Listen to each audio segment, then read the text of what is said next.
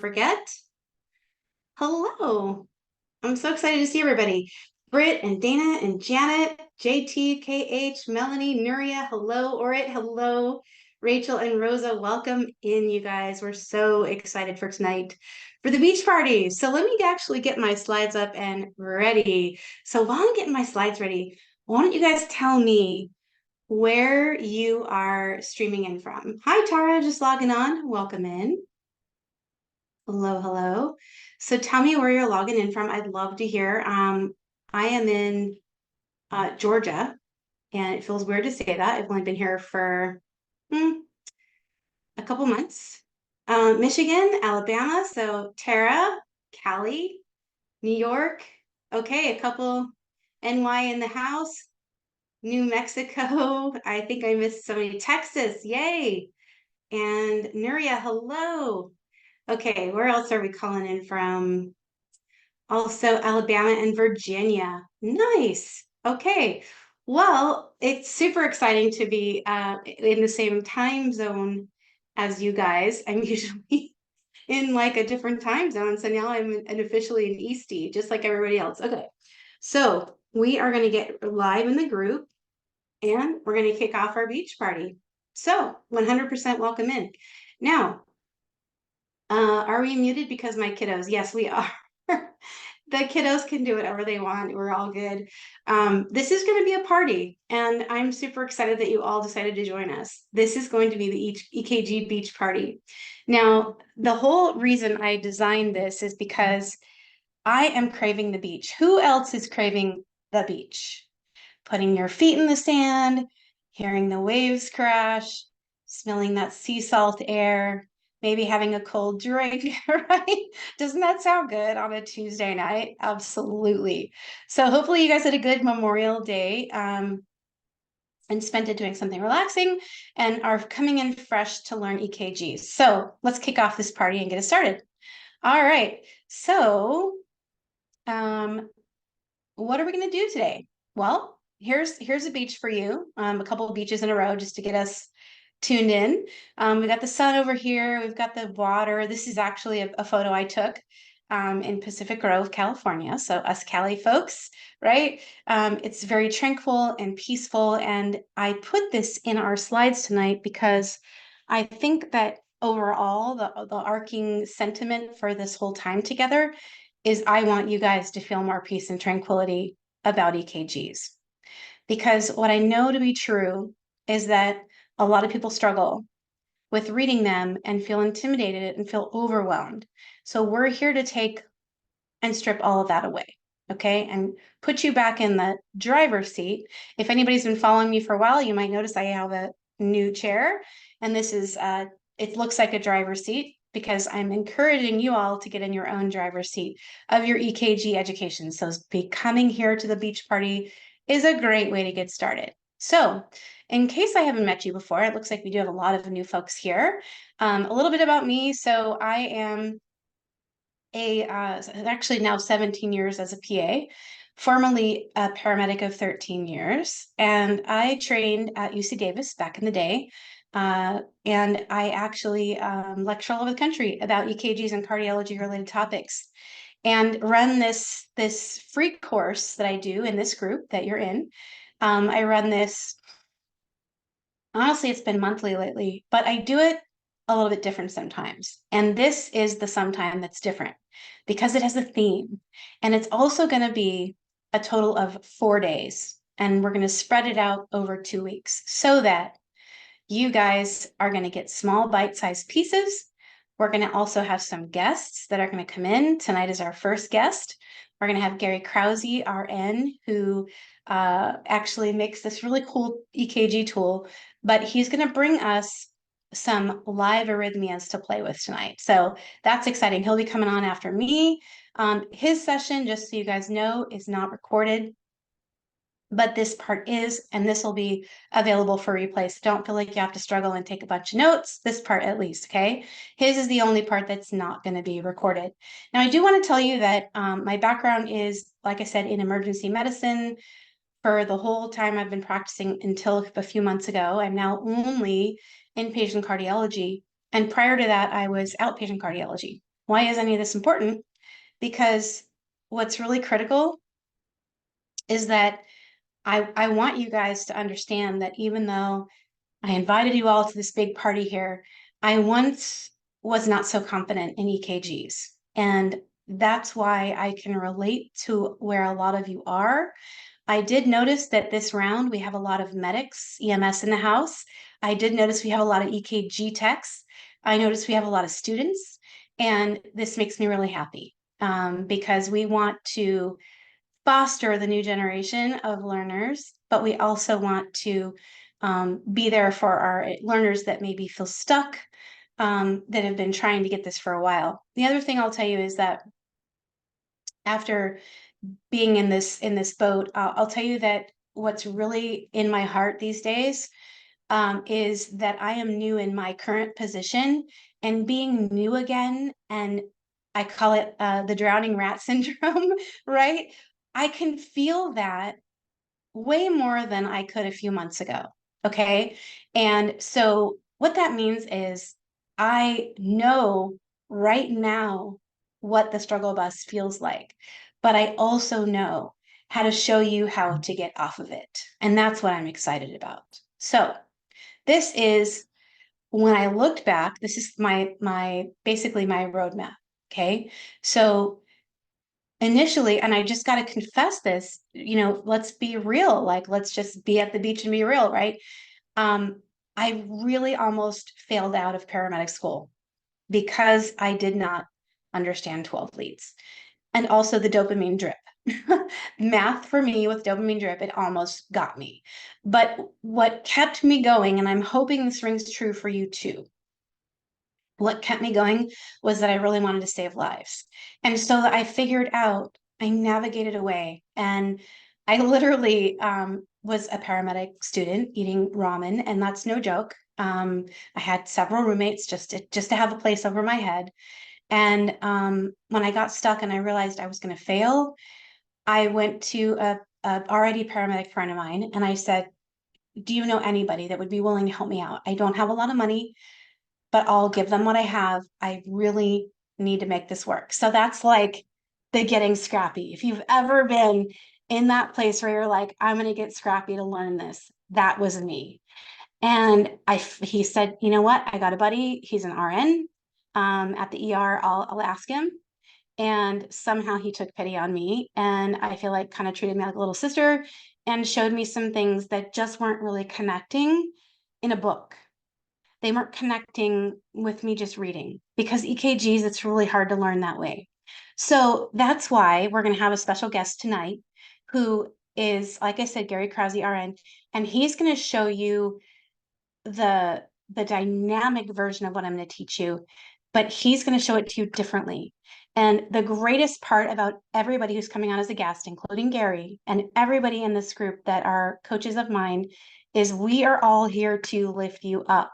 This is going to be an experience, if you're new to me, that you've never had before. It's an experience where you're not going to be judged. And it's okay to make the mistakes. It's okay to admit, I don't even know where the P wave is, because that's what we want to focus on now. We want to set some fundamentals here at the beginning of the road, right? With the waves and the rhythms and the intervals. And we want to go next time, which is on Thursday, and we want to show you the 12 leads and what do they look at and what a normal EKG looks like. And then later down the road, right, that's when you layer on the rest of the things, which are further along on the road. But what we decided to do differently this time, and I'm so excited about this, you guys, I can't even, I'm just like, I just have to tell you. I was going to save it as a secret, but I got to tell you. So um, what we did was we posted in our Facebook group a link. We also, I think, emailed it out to a resource, a little Google Drive thing. And it was a Google form. And we said, hey, what do you, as our members, need clarity on? And the next 2 days next week are basically formed. I formed PowerPoints this weekend based on what you guys responded. Most of you said you wanted advanced EKG, which I was surprised. Like the majority of you said advanced EKG. I was like, what? So we have a lot of advanced EKG for you next week in the clarity sessions. But we're going to do it through cases. And so even if these are new cases, even if you've been hanging around me for a while, these are going to be things you haven't seen before. We're going to share things that you haven't seen before. And so that excites me to help get you to the next level in this stuff. So who's excited? Who wants to keep learning? Put it excited in the chat. I'm excited if you want to learn more. And we will begin our course. So hashtag excited or put excited in the chat. Let's see if that chat is working still. We have excited, awesome, cool. All right, let's get going. So first things first, I do want to announce that I'm going to lay some foundations. But again, I'm going to be, oh, Esperie's here, yay. I'm going to be exiting the Zoom a little bit early so that I can bring on our next guest in a separate Zoom. So we'll be posting that for you guys. But that one, again, is going to be so action-packed that if you've never seen him, you're going to be so excited. He really brings the fun. Okay, so here we are. Yay, Matt is excited, Dana is excited. Super awesome. So we're going to talk about like I said, the foundations and what an EKG can tell you. So I used to think that, really what we were looking at was STEMI versus no STEMI. And I feel like as a medic, as an ERPA, that's kind of what our life was. And then I realized through years of actually going from hating the EKG to sort of loving it a little bit and sort of feeling like, what else can this piece of paper tell me? It can tell you the size of the ventricles, the R wave, how deep are they? Okay, how deep are the R waves? How big are they? That corresponds to how big the muscle is because the heart's a muscle. The size of the atrium, the two top parts of the heart, you can tell that by the P wave. For example, if the P wave is notched like a camelback, that means left atrial enlargement. If it's big, it means right atrial enlargement. And, I used to think, well, who cares? But then when I went into cardiology, I realized, oh, all the times that I heard code stroke, emergency room, trauma one, right? That it might have been potentially picked up and prevented, which I was like, wait a minute, like these strokes didn't maybe have to happen. And that goes back to the atrium. If they're big, you can go into AFib and the heart doesn't like to be an AFib. Okay.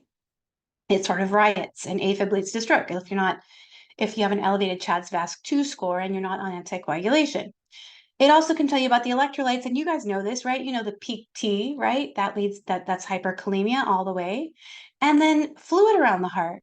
Thinking that if the heart is in its sac, if there's fluid around the heart, and if the heart is sending the signals to the chest wall to be picked up by the EKG, if there's small R waves, then potentially, that means there's something in the way. And honestly, it can be something bad, but it can also be obesity, right? Or a big chest.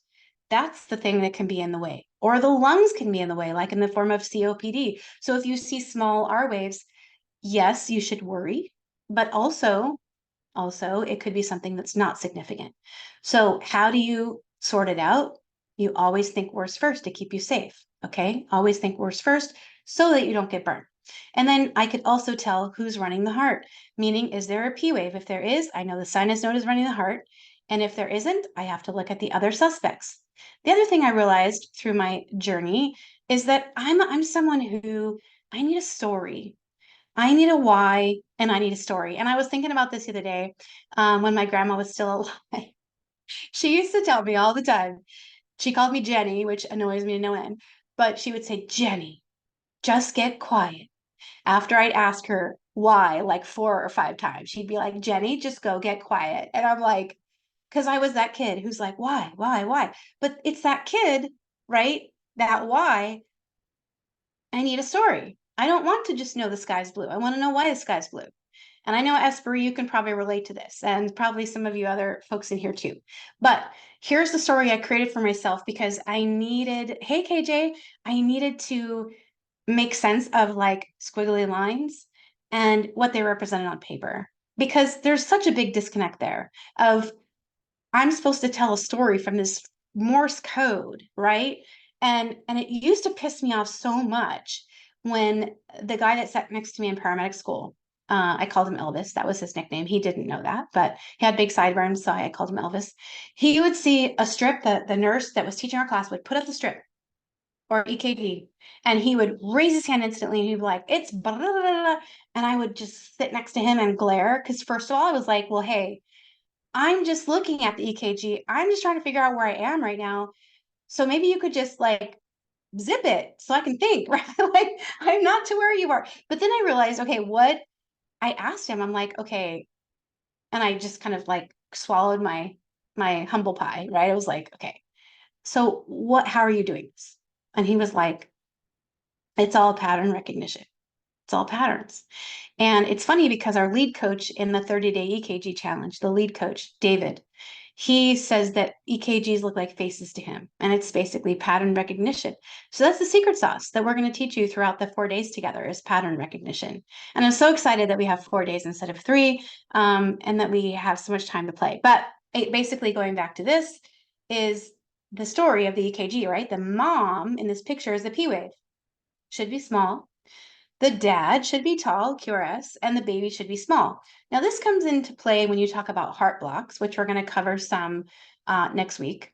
But also, this comes into play for prolonged QT, right? If the baby is running away from the dad, prolonged QT.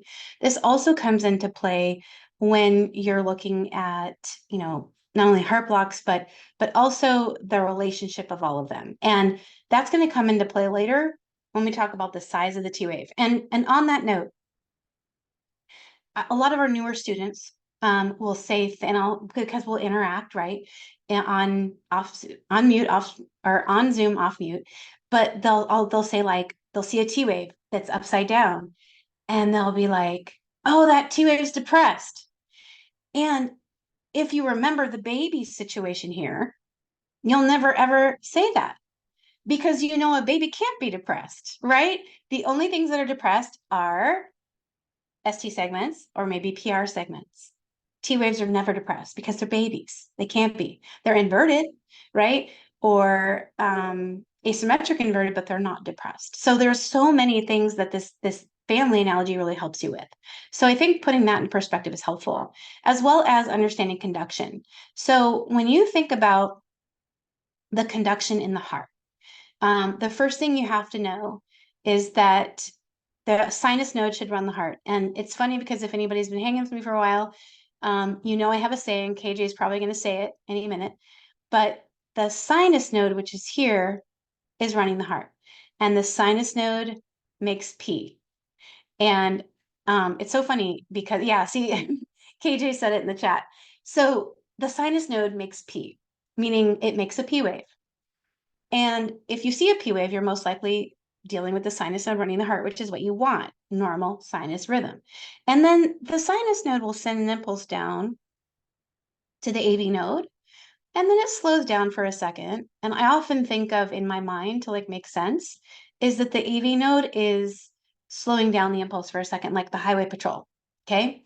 And then it's going to go down both sides at the same time, both bundles to contract the ventricles. All right. But I just couldn't draw it all at once. And then that's what's happening to basically squeeze the blood to our body.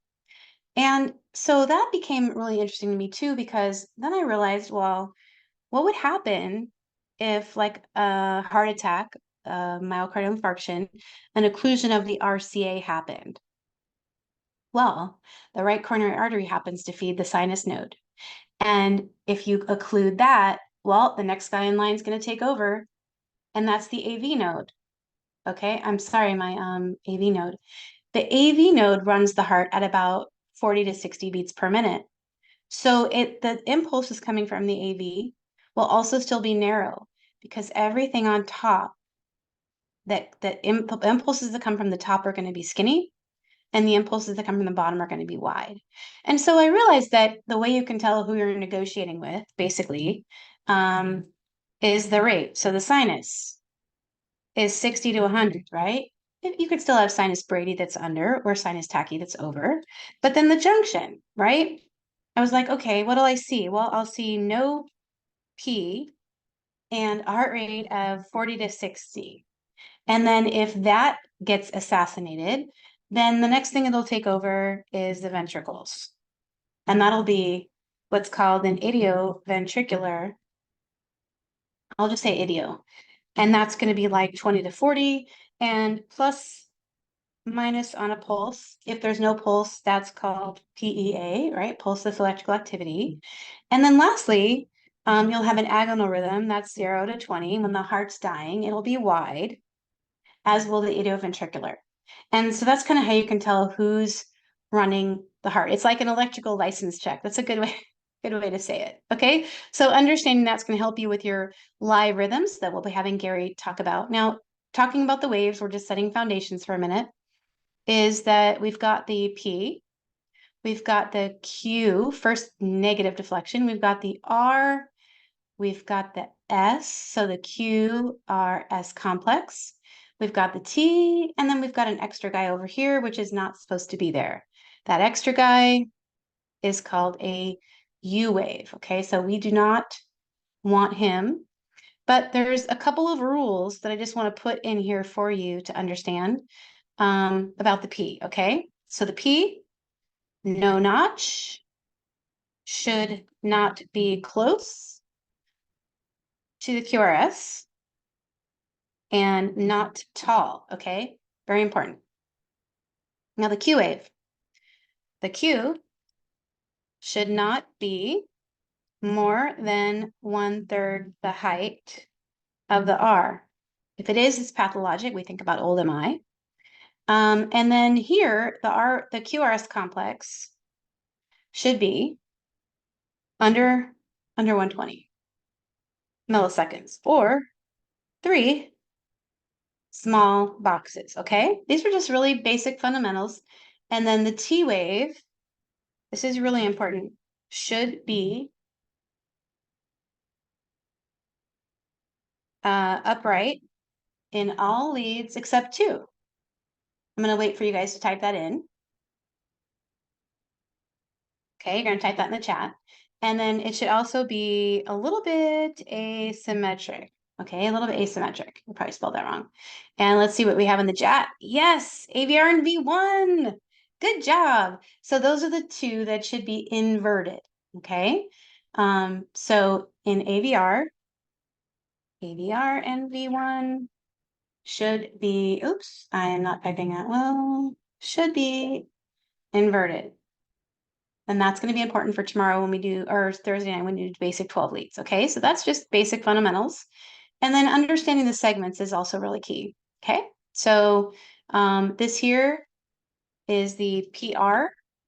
Okay, and that should be 120 to 200. If it's over 100, type in the chat what you, over 200, what should we think about if it's over 200? The QRS, this is the ST segment, and this is the notorious QT.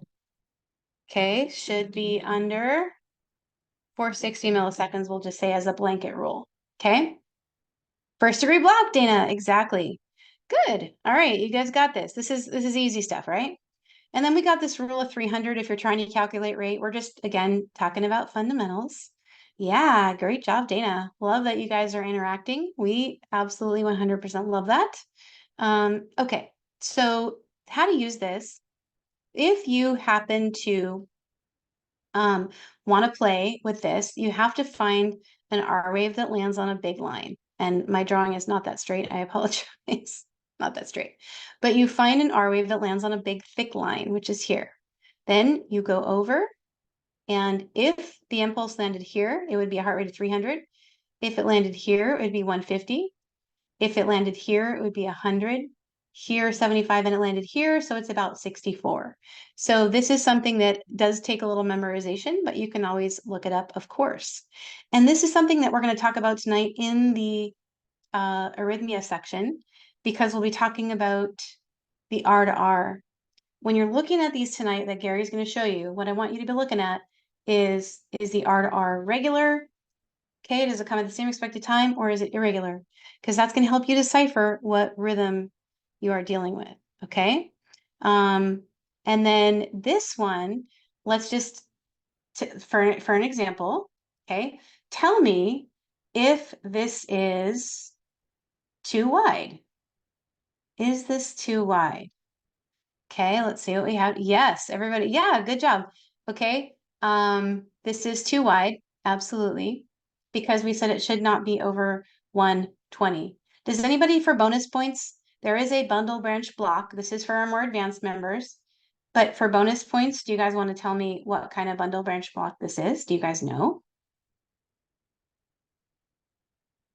And I'm dropping in Facebook right now the Zoom link for our next call with Gary. So save it. Yes, Maria.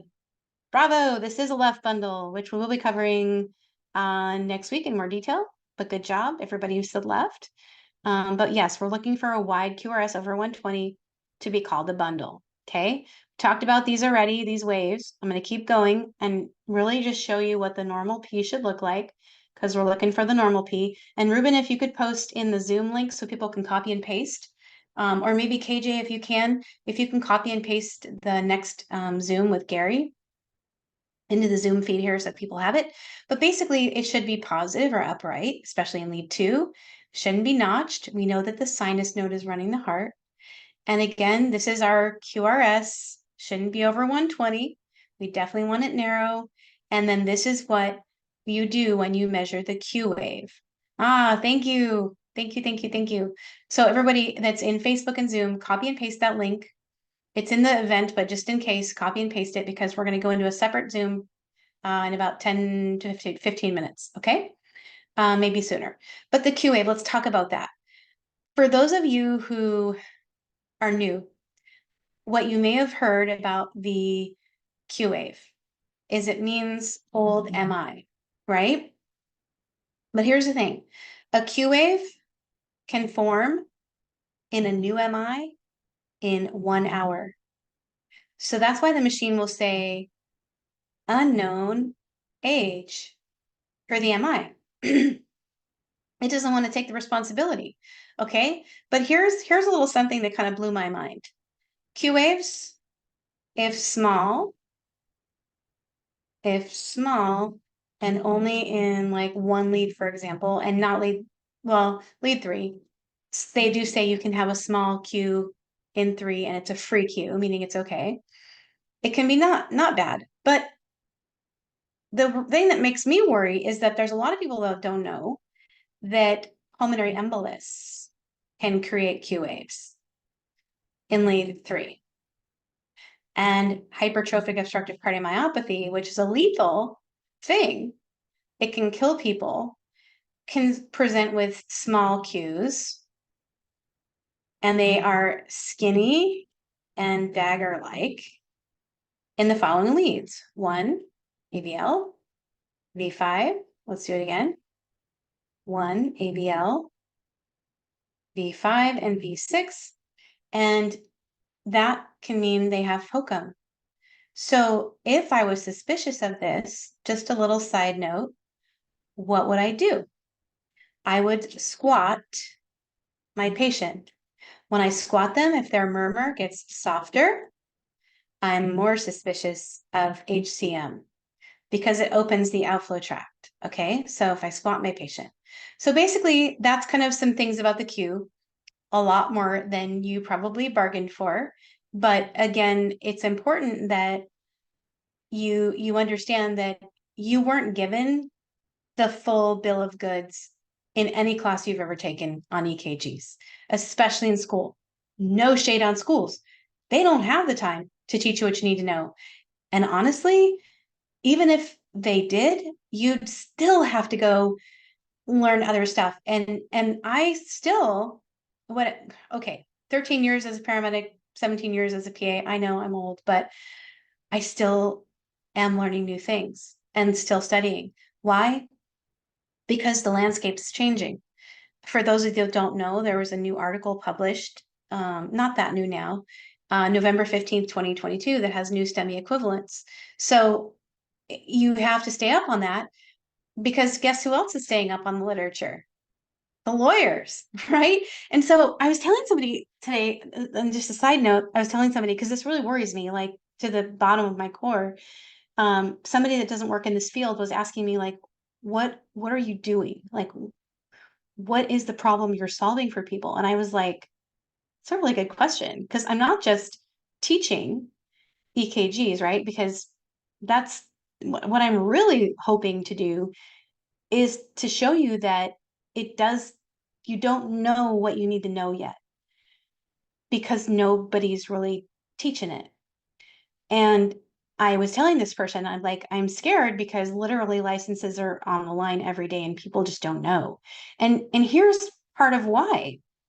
That article, for example, I was just referencing was titled Consensus Pathway on Managing Chest Pain in the ER. And it talked about more than just new STEMI equivalents. For example, they talked about hyperacute T waves. They talked about Wellen's warning. They talked about Scarbosas. There's a lot of things that they talked about. Um, but basically, there's all these things, and they also talk about troponin and how do we really navigate chest pain. But if you think you're not held to the same standards when you're in a clinic, you are. Like you can't miss subtle ischemia. So not to go too far onto my little soapbox, but the paradigm is changing, the landscape is changing in EKG, and like a lot of people are still back here when they're like, oh yeah, STEMI or no STEMI, but we actually need to know the other ways that the heart arteries tell us they are occluded.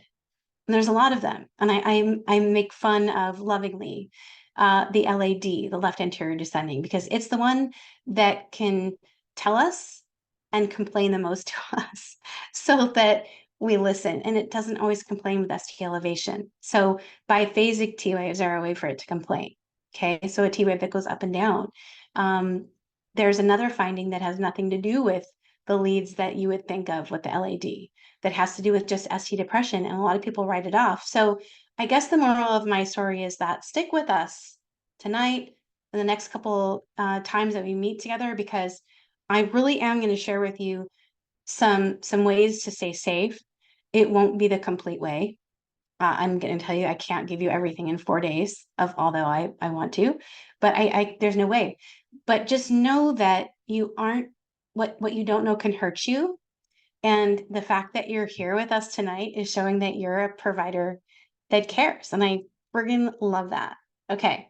All right. So let's keep going a little bit longer. I am going to end at 8:35 so that I can go grab our guest in our other Zoom.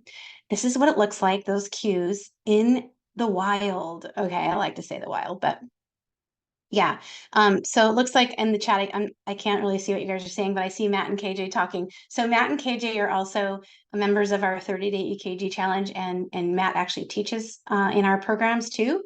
So you're going to see them probably in the chat a lot. And if I can't answer the question, also Michelle, I think, is here, Michelle Barkley. They'll answer their questions for me. Thank you guys for doing that. But just to also show you that we have like amazing rock star people that are wanting you to learn this too. It's not just me. We have a whole army just waiting to teach you. So get excited about that, I guess. Okay, so in the wild, this is what they look like. Here's a cue. Here's a cue. And this is basically, you've got a deep Q wave here that's more than a third the height of the R wave. And you also have an elite AVL. And so they are called contiguous, okay? Contiguous, meaning fed by the same artery, which is the right coronary artery that feeds the inferior wall. And it's interesting because I always like to see what the machine says. And it says possible inferior, that's where we were, infarction because it sees Q waves, it knows, but it says age undetermined because it doesn't want to take the liability of missing. So that's the cool thing, right? Is now you're like, okay, I know my 1/3 rule, and I also see it in a contiguous lead. So our coach Michelle teaches that these are sister leads, meaning they're looking at the same part of the heart. Okay. And so the same part of the basically, which is the sisters. So if one sister, AVF, is saying something, look at its sister, which is lead 3, they're saying the same thing. That gives you more corroboration that you're on the right track. This is not basic. Oh my gosh, you guys. I'm sorry. I will, yes, we'll bring more basics back next week. This is though a Q wave. Then you do need to know this, and this is this is scary, right? Because you have to know this stuff. Okay, so what I'm going to do is I'm going to take the next 2 minutes and ask if there's any questions, because otherwise I'm going to bring on Gary in our next session. So yes, good reference for pediatric EKG. I don't know of any, honestly, Maria, and I'm not good at ped EKGs. They are they're a whole different animal. You could start maybe by looking at a website called Life in the Fast Lane. That might direct you a little bit towards ped EKGs, but I don't know literally anybody that's good at them. And I've obviously interfaced with a lot of people. So if you guys have any recommendations, you can share them in the chat. ped EKGs are definitely different. Okay. And is there any, okay, so yes, there's a question about the lab. So we're really not really going into the 12 lead so much today. I just wanted to do a little intro. We'll do more of it on Thursday. But what we're going to do tonight is go back now to the arrhythmias. And Gary, our special guest, is going to show you some dynamic rhythms so that you can get some practice seeing them. And it's really fun. So hopefully you'll show up for our next session. I'm going to go ahead and end this one. This will be recorded and stored, so you can rewatch if you want. And go ahead and meet us in the next Zoom. We'll also be on Facebook if you can't find the Zoom. And we'll be on at 8:45 Eastern, 5:45 Pacific. So we'll have our special guest ready and waiting. So we'll see you guys there. Okay, bye.